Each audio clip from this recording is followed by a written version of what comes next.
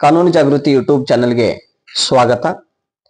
ಇವತ್ತಿನ ಸಂಚಿಕೆಯಲ್ಲಿ ನಾವು ಹಿಂದೂ ಕಾನೂನಿಗೆ ಸಂಬಂಧಪಟ್ಟಂತಹ ವಿಷಯವನ್ನು ಡಿಸ್ಕಸ್ ಮಾಡೋಣ. ವಿಶೇಷವಾಗಿ ಸುಮಾರು ಜನರಲ್ಲಿ ಇವತ್ತು ಕನ್ಫ್ಯೂಷನ್ ಇದೆ. ಯಾವ ವಿಷಯದಲ್ಲಿ ಅಂತಂದ್ರೆ, ಯಾವ ಆಸ್ತಿಗೆ ನಾವು ಸೆಲ್ಫ್ ಅಕ್ವೈರ್ಡ್ ಪ್ರಾಪರ್ಟಿ ಅನ್ಬೇಕು, ಯಾವ ಆಸ್ತಿಗೆ ನಾವು ಸೆಪರೇಟ್ ಪ್ರಾಪರ್ಟಿ ಅನ್ಬೇಕು, ಕೋಪಾರ್ಷನರಿ ಪ್ರಾಪರ್ಟಿ ಯಾವ್ದು ಅನ್ಬೇಕು, ಜಾಯಿಂಟ್ ಫ್ಯಾಮಿಲಿ ಪ್ರಾಪರ್ಟಿ ಯಾವ್ದಕ್ಕೆ ಅನ್ಬೇಕು ಅನ್ನುವಂಥದ್ದು ಕನ್ಫ್ಯೂಷನ್ ಇದೆ. ಹೀಗಾಗಿ ಇವತ್ತಿನ ಈ ದಿನ ನಾವು ಹಿಂದೂ ಕಾನೂನಿನಲ್ಲಿ ಬರ್ತಕ್ಕಂತಹ ಆಸ್ತಿಗಳು ಯಾವ್ಯಾವು ಎಂಬುದನ್ನ ತಿಳಿದುಕೊಳ್ಳುವಂತ ಒಂದು ಸಣ್ಣ ಪ್ರಯತ್ನವನ್ನ ಮಾಡೋಣ. ನನ್ನ ಒಂದು ಅನುಭವದ ಪ್ರಕಾರ ಹಿಂದೂ ಕಾನೂನಿನಲ್ಲಿ ನಾವು 5 ಬಗೆಯ ಪ್ರಾಪರ್ಟಿಗಳನ್ನ ಟರ್ಮ್ಸ್ ಗಳನ್ನ ನೋಡಿದೀವಿ. Self acquired property, separate property, joint family property, ancestral property, coparcenary property ಅಂತ ಈ ರೀತಿಯಾದಂತಹ ಟರ್ಮ್ಸ್ ಗಳನ್ನ ನಾವು ನೋಡಿದೀವಿ. ನನ್ನ ಒಂದು ಅಧ್ಯಯನದ ಆಧಾರದ ಮೇಲೆ ನಾನು ಈ 5 ರೀತಿಯಾದಂತಹ ಆಸ್ತಿಗಳನ್ನ ಒಟ್ಟು 2 ಭಾಗಗಳಲ್ಲಿ ವಿಭಾಗವನ್ನ ಮಾಡಿದ್ದೀನಿ. ಮೊದಲನೆಯದಾಗಿ ಅಬ್ಸಲ್ಯೂಟ್ ಪ್ರಾಪರ್ಟಿ ಅಂತ ಹೇಳಿ, ಈ ಅಬ್ಸಲ್ಯೂಟ್ ಪ್ರಾಪರ್ಟಿಯಲ್ಲಿ ಸೆಲ್ಫ್ ಅಕ್ವೈರ್ಡ್ ಪ್ರಾಪರ್ಟಿ ಮತ್ತು ಸೆಪರೇಟ್ ಪ್ರಾಪರ್ಟಿ 2 ಪ್ರಾಪರ್ಟಿಗಳು ಬಂದ್ಬಿಡ್ತವೆ. ಇನ್ನೊಂದು ಕೋಪಾರ್ಷನರಿ ಪ್ರಾಪರ್ಟಿ ಅಂತ. ಈ ಕೋಪಾರ್ಷನರಿ ಪ್ರಾಪರ್ಟಿಯಲ್ಲಿ ಜಾಯಿಂಟ್ ಫ್ಯಾಮಿಲಿ ಪ್ರಾಪರ್ಟಿ ಮತ್ತು ಆನ್ಸೆಸ್ಟ್ರಲ್ ಪ್ರಾಪರ್ಟಿ ಬರ್ತವೆ. ಹಾಗಾದ್ರೆ ಇವತ್ತಿನ ಸಂಚಿಕೆಯಲ್ಲಿ ನಾವು ಸೆಲ್ಫ್ ಅಕ್ವೈರ್ಡ್ ಪ್ರಾಪರ್ಟಿ ಅಂದ್ರೆ ಯಾವುದು, ಸೆಪರೇಟ್ ಪ್ರಾಪರ್ಟಿ ಅಂದ್ರೆ ಯಾವುದು ಅನ್ನುವಂಥದ್ದನ್ನ ಮಾತ್ರ ಡಿಸ್ಕಸ್ ಮಾಡ್ತೀವಿ. ಮುಂದಿನ ಸಂಚಿಕೆಯಲ್ಲಿ ನಾವು ಕೋಪಾರ್ಷನರಿ ಪ್ರಾಪರ್ಟಿ ಯಾವುದು ಅನ್ನುವಂಥದ್ದನ್ನ ನೋಡುವ. ಇಲ್ಲಿ ಸೆಲ್ಫ್ ಅಕ್ವೈರ್ಡ್ ಪ್ರಾಪರ್ಟಿ ಅಂತಂದ್ರೆ, ಒಬ್ಬ ಹಿಂದೂ ಕುಟುಂಬದ ವ್ಯಕ್ತಿ, ಒಬ್ಬ ಪುರುಷ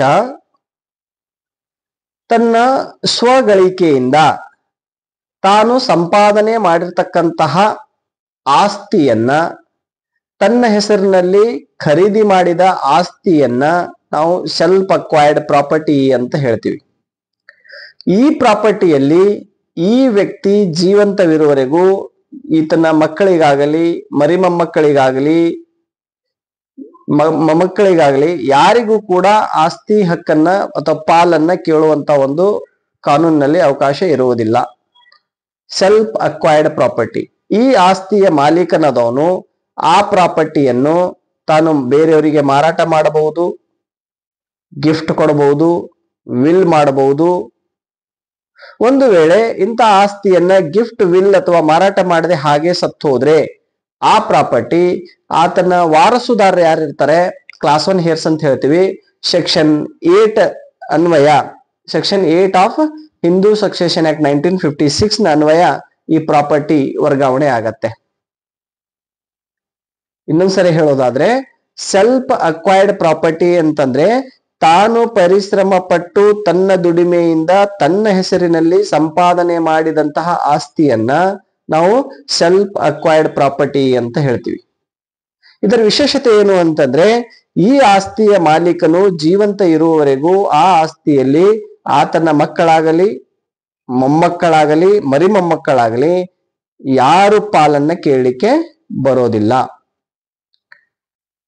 ಆತನ ಹೆಂಡತಿ, ಮಗಳು ಇವರು ಸಹ ಯಾವುದೇ ರೀತಿಯಾದಂತಹ ಪಾಲನ್ನ ಈ ಆಸ್ತಿಯಲ್ಲಿ ಈ ವ್ಯಕ್ತಿ ಬದುಕಿರುವವರೆಗೆ ಕೇಳಲಿಕ್ಕೆ ಬರೋದಿಲ್ಲ. ಹೀಗಾಗಿ ಇದಕ್ಕೆ ನಾವು ಸೆಲ್ಫ್ ಅಕ್ವೈರ್ಡ್ ಪ್ರಾಪರ್ಟಿಯನ್ನ ಅಬ್ಸಲ್ಯೂಟ್ ಪ್ರಾಪರ್ಟಿ ಒಂದು ಕ್ಯಾಟಗರಿಯಲ್ಲಿ ಹಾಕಿದೀವಿ.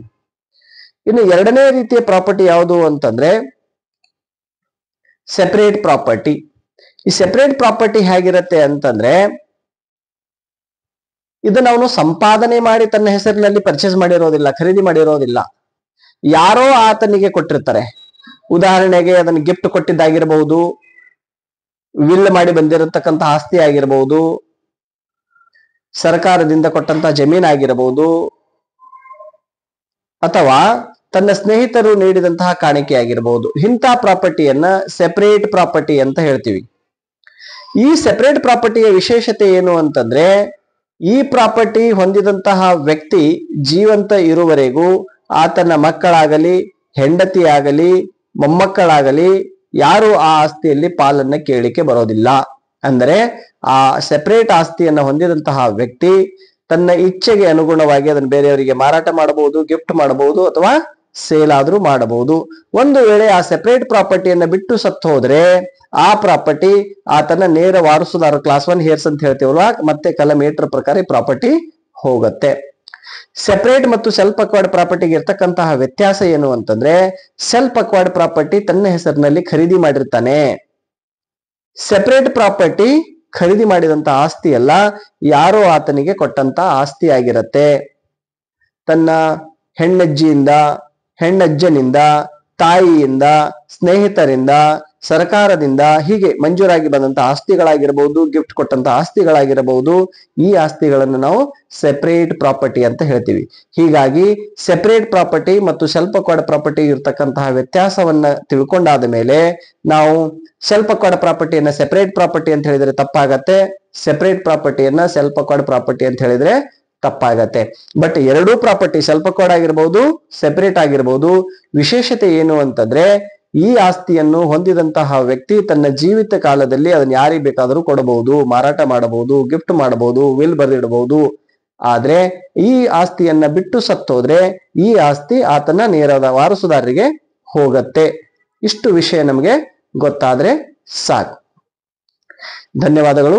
ಮುಂದಿನ ಸಂಚಿಕೆಯಲ್ಲಿ ನಾವು ಕೋಪಾರ್ಷನರಿ ಪ್ರಾಪರ್ಟಿ ಅಂದ್ರೆ ಏನು ಅನ್ನುವಂತಹ ವಿಷಯದ ಬಗ್ಗೆ ಡಿಸ್ಕಸ್ ಮಾಡೋಣ.